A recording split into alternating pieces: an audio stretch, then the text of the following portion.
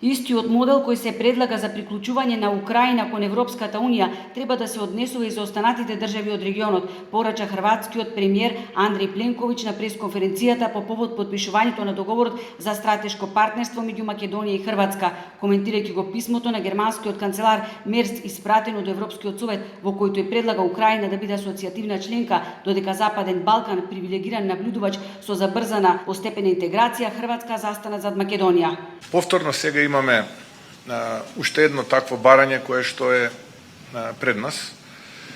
За жал, тоа го прифати претходната влада, мислејќи дека ако добијат бел лист хартија на маса и го потпишат истиот, ќе останат да бидат влада и во иднина, не успевајќи да испорачаат дома, обременети со афери за криминал и корупција, се додека билатералните спорови и така наречениот булинг кон нас од страна на некои земји членки, односно во случајот една земја членка се наша препрека за да бидеме дел од тоа семејство, ова што одамна го заслуживме, за жал ќе се оддалечува и ќе се оддалечува. Стратешка цел на Македонија останува целосна интеграција во Европската Унија, пат кој што земјата го започна уште со стекнување на независноста.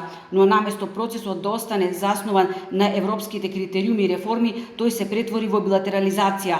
Тоа значи дека фрустрацијата кај македонските граѓани расте, истакна македонскиот премиер. Цениме дека многу одамна го заслуживме нашето место во рамките на тоа семејство. Во тоа писмо се спомнуваат и други земји од југоисток на Европа, кои исто така за кои треба да се најде решение. Позицијата на Хрватска е јасна во цело време. Ако одстапуваме од концептот на така наречени индивидуални заслуги за секоја земја посебно, ќе се работат некои пократки патишта.